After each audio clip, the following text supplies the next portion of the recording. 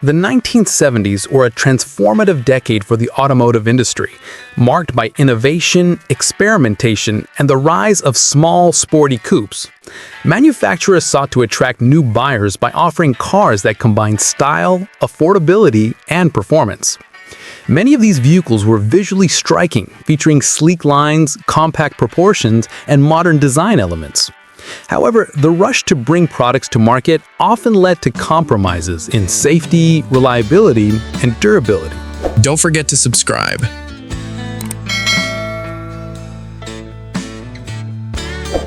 Number 6. The Ford Pinto is one of the most controversial cars in the history of the American automobile industry, and it serves as a lesson in design, ethics, corporate responsibility, and the dangers of prioritizing profit over safety. Introduced in 1970, the Pinto was Ford's attempt to produce a small, inexpensive vehicle that could compete with rising imports from Japan and Europe. At the time, American consumers were beginning to turn away from large cars and look for compact, fuel-efficient models. The Pinto was designed, engineered, and put into production in record time, only about 25 months from conception to market. This was extraordinarily fast by industry standards, and it reflected the pressure Ford executives felt to respond to a shifting market. Yet, that very speed of development created flaws that would haunt the car's reputation forever. The Pinto's most infamous issue was its fuel system. The car's fuel tank was positioned behind the rear axle and in front of the rear bumper. In theory, this placement was not radically different from other compact cars of the period. But in practice, the Pinto's design left the tank extremely vulnerable in rear-end collisions. Even relatively low-speed impacts could cause the tank to rupture or the filler neck to tear loose, spilling gasoline beneath the vehicle. With sharp edges from bolts and structural parts located near the tank, sparks could ignite the fuel. Reports of Pintos bursting into flames after being struck from behind quickly spread, and tragic accidents followed. What made the Pinto case especially notorious was not simply the technical defect, but the company's response once the dangers became clear. Investigations reveal that Ford had conducted crash tests during development that exposed the weaknesses of the fuel system. Engineers offered suggestions for relatively inexpensive fixes, such as protective shields, stronger components, or relocating certain parts. Some of these changes would have cost only a few dollars per car. However, company management weighed the cost of redesigning or recalling the vehicles against the projected cost of burn injuries and deaths. The now infamous Pinto Memo, a cost-benefit analysis that calculated the financial value of a human life in terms of projected liability, came to symbolize the cold logic of corporate decision-making. In the mid-1970s, public awareness of the Pinto problem grew. Journalists, consumer advocates, and eventually government regulators brought attention to the accidents and the company's reluctance to recall the cars. Ralph Nader, already famous for his critique of automobile safety, criticized Ford heavily. Lawsuits were filed, and one high-profile criminal case in Indiana even charged Ford with reckless homicide. Although the company was acquitted, the trial was a turning point. It was one of the first times the corporation had faced criminal charges for decisions linked to product safety. Despite the controversy, the Pinto actually sold well in its early years. Millions of units were produced, and many consumers viewed it as a convenience and affordable car. Some drivers never experienced the alleged dangers. Yet, the damage to Ford's reputation was severe. The phrase Pinto crash became shorthand for corporate negligence. Even though other small cars of the era had their own safety flaws, the Pinto stood out as a symbol of a deeper problem: the perception that profits were placed above people. The Ford Pinto case has since been studied in business schools, law schools, and ethics courses around the world. It raises enduring questions. How should companies balance cost, competition, and responsibility? Is it acceptable to make decisions based purely on economic efficiency if lives may be lost as a result? What role should government regulations play in ensuring minimum safety standards? The Pinto reminds us that innovation and speed can create opportunities, but also risks. Without proper safeguards, rushing a product to market can lead to catastrophe. Interestingly, not all historians agree that the Pinto was uniquely dangerous. Some later analyses suggest that its fire risk was comparable to other small cars of the era, and that the media amplified its notoriety. Still, the issue was not simply the mechanical reality, but the perception of Ford's attitude. The memo, whether or not it fully reflected company policy, became a public relations disaster. Number 5. The Chevrolet Vega was General Motors' ambitious attempt to enter the compact car market in the early 1970s, and it has become one of the most discussed vehicles in American automotive history. Like the Ford Pinto, it represents both the opportunities and the failures of Detroit during a time when foreign competition was reshaping consumer preferences. The Vega was launched in 1970 as a 1971 model intended to offer a small, stylish, fuel-efficient, and affordable car that could rival imports from Volkswagen, Toyota, and Datsun. On paper, it seemed like the perfect car for a new generation of drivers. In practice, however, the Vega's story is one of innovation undermined by poor execution, quality problems, and a reputation that would overshadow its early promise. General Motors designed the Vega quickly, but not recklessly. The company invested heavily in advanced manufacturing techniques, including a new facility at Lordstown, Ohio, which was supposed to represent the future of automated car production. The Vega's engineering also included bold choices, such as the use of aluminum for the engine block to reduce weight and improve fuel economy. The car had sleek styling for its class, and early reviews praised its handling, ride comfort, and modern appearance. For a brief time, the Vega looked like the right car at the right moment. The trouble began once customers started to put miles on the cars.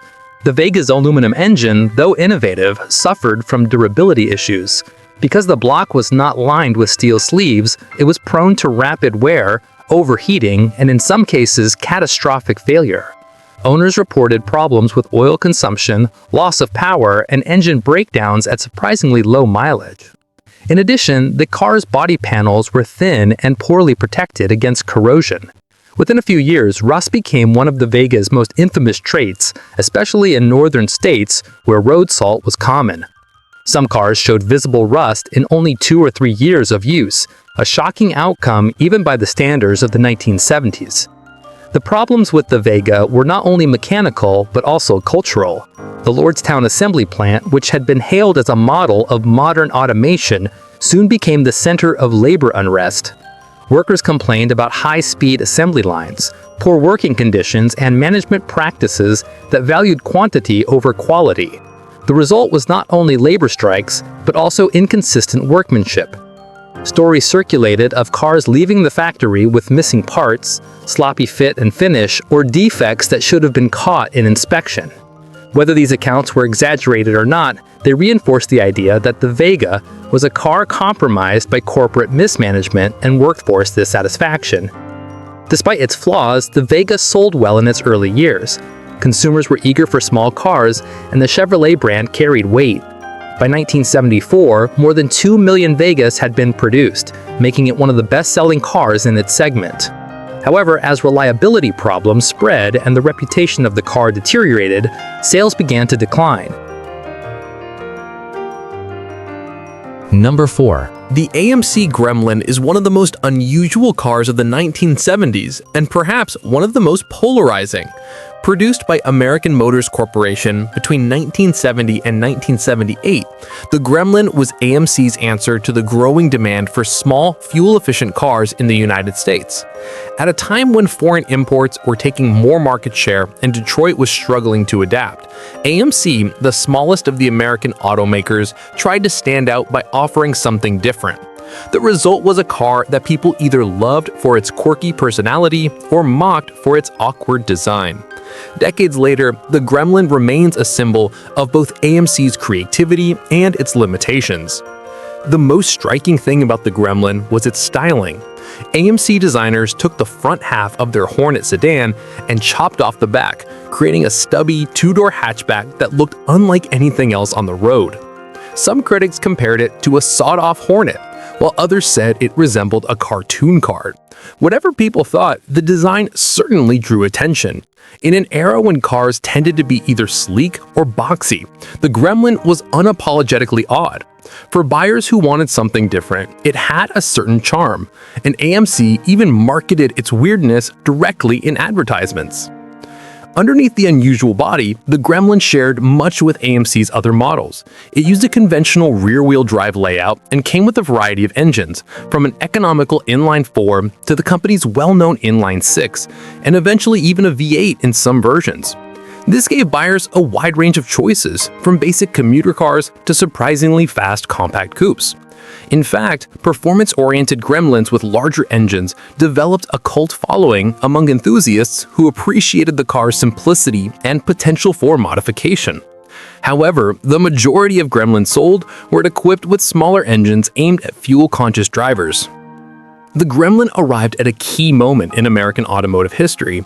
The early 1970s brought rising fuel prices, increasing environmental awareness, and new federal safety and emissions regulations. Consumers began to look for smaller, more efficient cars, and Japanese imports were rapidly gaining a reputation for reliability. AMC, with fewer resources than its larger competitors, needed a car that could be developed quickly and cheaply. By basing the Gremlin on the Hornet platform and reusing existing parts, AMC managed to bring it to market faster and at lower cost than designing a completely new vehicle. In that sense, the Gremlin was a clever solution to a difficult problem. Yet, the car was far from perfect.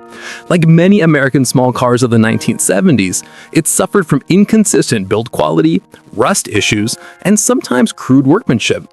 Its short wheelbase gave it an unusual driving feel. Some called it nimble, while others thought it was jittery and unstable at highway speeds. Interior space was limited, especially in the back seat, and the hatchback opening was smaller and less practical than on competing models. Critics often questioned whether AMC had compromised too much in its rush to create a compact. While it was affordable, it did not match the refinement of many of the imported cars it was meant to challenge. Despite these shortcomings, the Gremlin sold well in its early years. More than 670,000 units were produced during its lifetime, making it one of AMC's more successful models. For a company with limited resources, this was an important achievement. The Gremlin gave AMC a foothold in the small car market and kept the company competitive during a turbulent decade. It also helped introduce hatchback styling to a wider American audience, even if the design itself was controversial. Public perception of the Gremlin was always mixed. Some buyers genuinely appreciated its quirky character, low price, and straightforward mechanics. Others saw it as ugly, cheaply built, and unworthy of serious consideration. Popular culture often treated the Gremlin as a joke, and it frequently appears on lists of the ugliest cars ever made. At the same time, its oddball image gave it a kind of cult status. Even today, car enthusiasts debate whether the Gremlin was misunderstood genius or simply a bad idea executed poorly. In retrospect, the Gremlin represents both the strengths and weaknesses of American motors. On one hand, it shows the company's willingness to innovate and to take risks. Unlike larger automakers, AMC could not afford to play it safe, so it tried to carve out a niche by being different. On the other hand, it highlights the difficulties of competing with better-funded rivals and with imports that offered higher quality. The Gremlin was a survival strategy, and in that sense, it worked, but it was never enough to change AMC's long-term fortunes. When the Gremlin was discontinued in 1978, it was replaced by the AMC Spirit, a more conventional small car. By then, the market had shifted even further toward Japanese brands, and AMC's position continued to weaken until it was eventually absorbed by Chrysler in the 1980s. Still, the Gremlin remains one of AMC's most memorable cars, precisely because of its unusual appearance and its place in the cultural memory of the 1970s. Today, surviving gremlins are often seen at car shows, where they draw smiles and conversation. Collectors appreciate them not for elegance or prestige, but for their eccentricity. They stand as a reminder that cars do not have to be perfect to be memorable. The AMC Gremlin may not have been the best small car of its era, but it was certainly one of the most distinctive. Its legacy is not of greatness, but of uniqueness. A car that dared to be different in a decade full of conformity. Number 3. The AMC Pacer is one of the most distinctive cars of the 1970s and perhaps of the entire American automotive industry. Produced by American Motors Corporation between 1975 and 1980, the Pacer was unlike anything else on the road.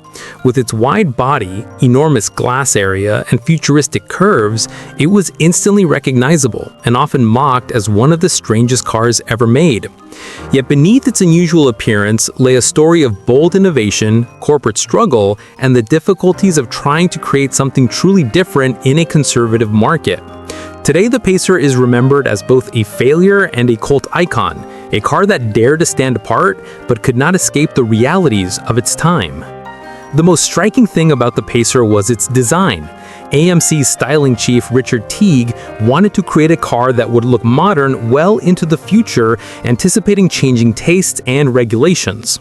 The result was a car that was unusually wide for its length, with flowing curves, a short hood, and a bubble-like roofline dominated by glass.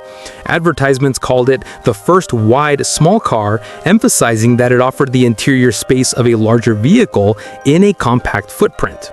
The Pacer's asymmetrical doors, one slightly longer on the passenger side for easier rear seat access, added another unusual detail. Some people found the design fascinating and futuristic, while others thought it awkward and even comical. Either way, the Pacer never blended into traffic. It always stood out. AMC also intended the Pacer to be technologically advanced. Originally, the car was designed around the idea of using a rotary engine supplied by General Motors. The rotary promised smooth performance, compact size, and reduced weight, which would have complemented the Pacer's unique proportions. However, when GM canceled its rotary engine program due to reliability concerns and fuel economy issues, AMC was left without the power plant it had planned.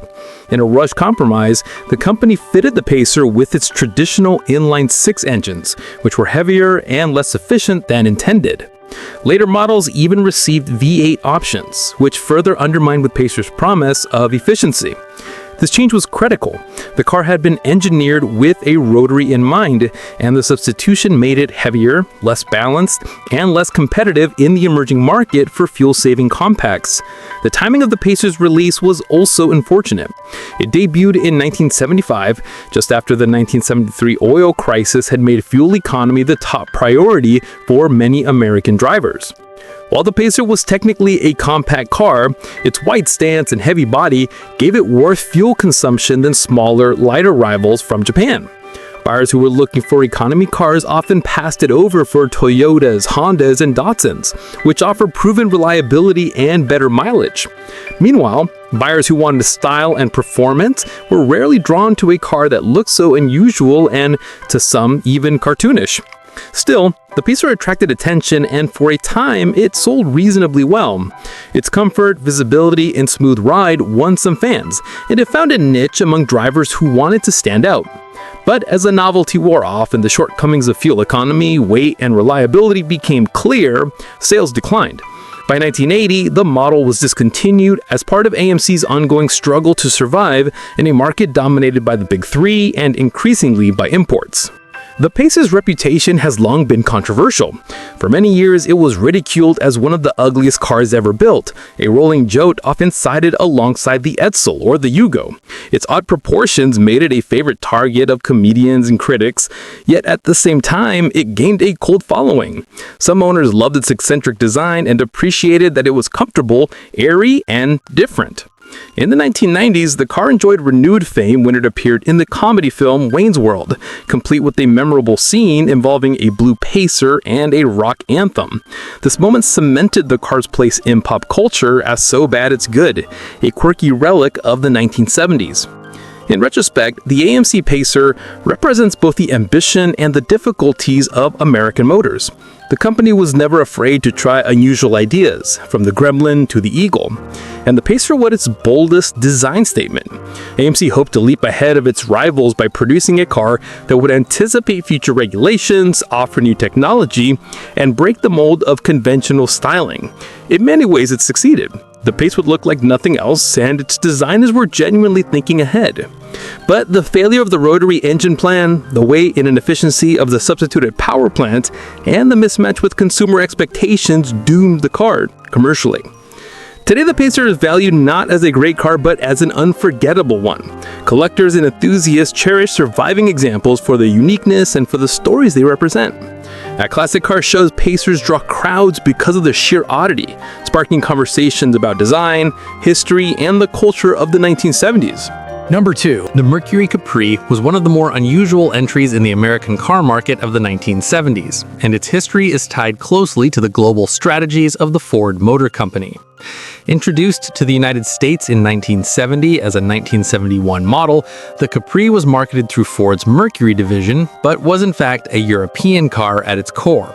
Built by Ford of Europe and imported to America, it was intended to be the sexy European alternative to domestic compacts. Unlike many small cars rushed into production by American manufacturers, the Capri arrived with a more polished design, shaped by European tastes and engineering. It quickly gained popularity with buyers who wanted something different from the usual American compact, and for a time it became one of the best-selling import-branded cars in the country, even though it wore a Mercury badge. The Capri's styling was one of its strongest assets. With long hood, short deck proportions reminiscent of a smaller Mustang, it had a sporty coupe profile that was sleek but practical.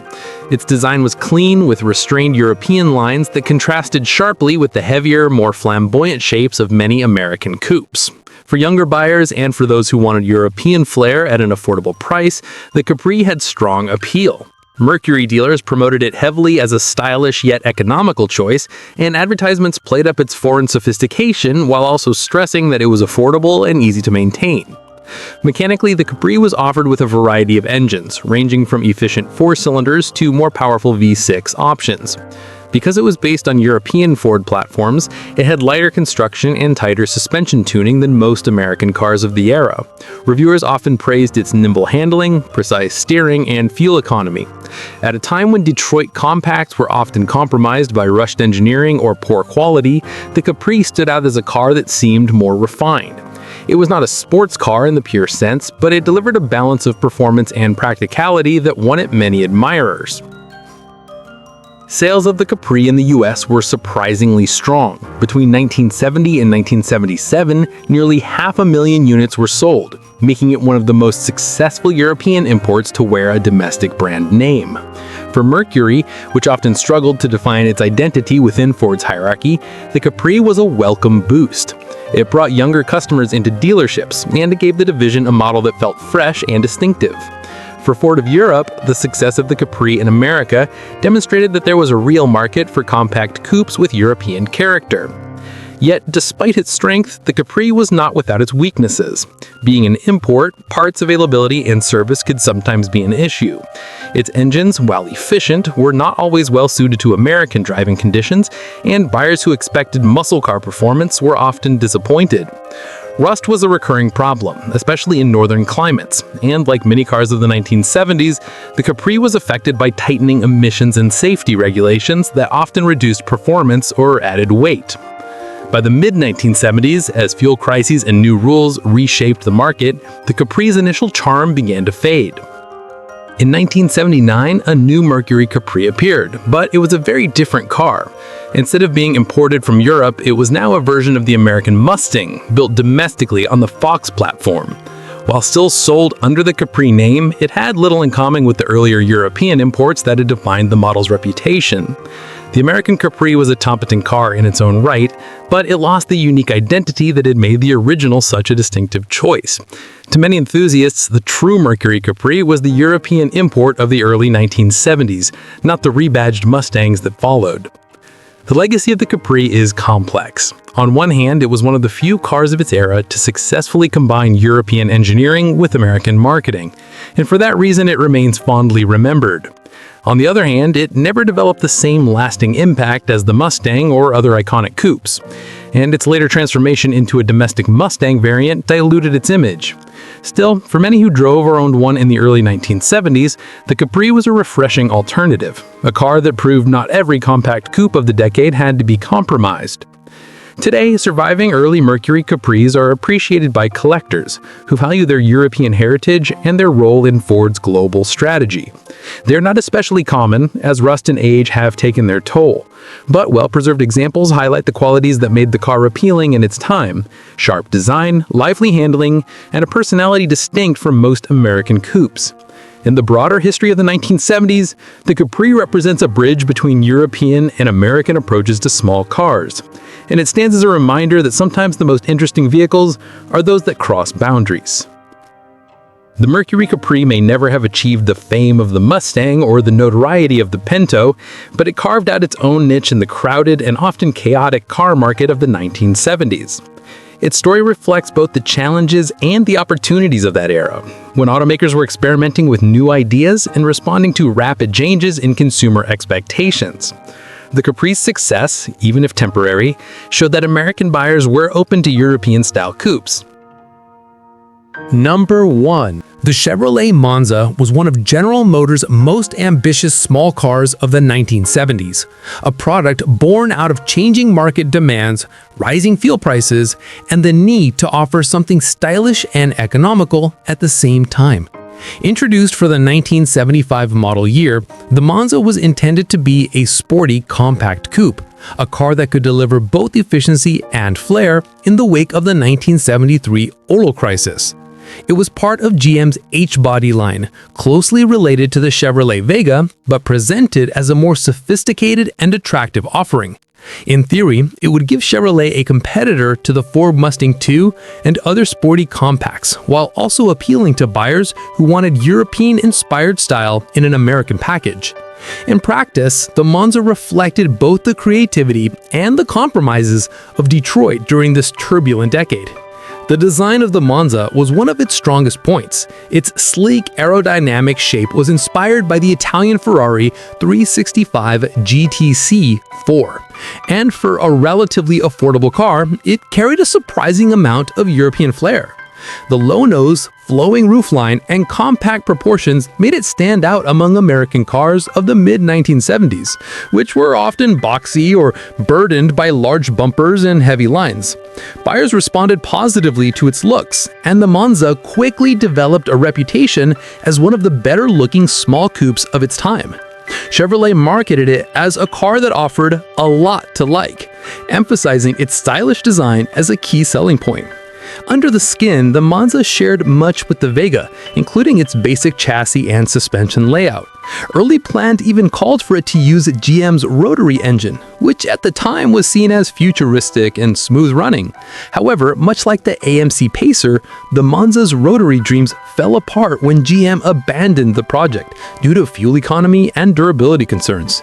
Instead, the Monza was launched with a mix of conventional engines, ranging from 4-cylinder units for economy to small-block V8s for performance. This gave buyers a wide spectrum of choices, though the heavier V8s sometimes overwhelmed the lightweight chassis, creating handling challenges and heat issues in the cramped engine bay. The timing of the Monza's release was both fortunate and difficult. On one hand, the 1973 oil crisis had created a strong demand for smaller, more fuel-efficient cars, and the Monza seemed to fit that need with its compact size and lighter weight. On the other hand, buyers were also demanding reliability and refinement, areas where American small cars often lag behind imports from Japan. While the Monza was stylish and available in a wide range of configurations, it suffered from many of the same quality issues that plagued the Vega, including rust problems, durability concerns, and engines that were not always up to the standards of Ford and competition. Nevertheless, the Monza sold well in its early years. Chevrolet offered it in multiple body styles, including hatchback coupes, fastbacks, and even a 2+2 variant with a distinctive rear window design. The other GM divisions also received their own versions of the H40, such as the Buick Skyhawk, Oldsmobile Starfire, and Pontiac Sunbird, which brought in the appeal of the platform. Collectively, these cars gave General Motors a strong presence in the sporty compact market, even if none of them fully lived up to the expectations set by their striking designs. Driving the Monza revealed both strengths and weaknesses. With smaller engines, it was reasonably economical and easy to maneuver, making it a practical daily driver. With the optional V8, it could be surprisingly quick for a compact, though handling and braking were not always up to the same standard.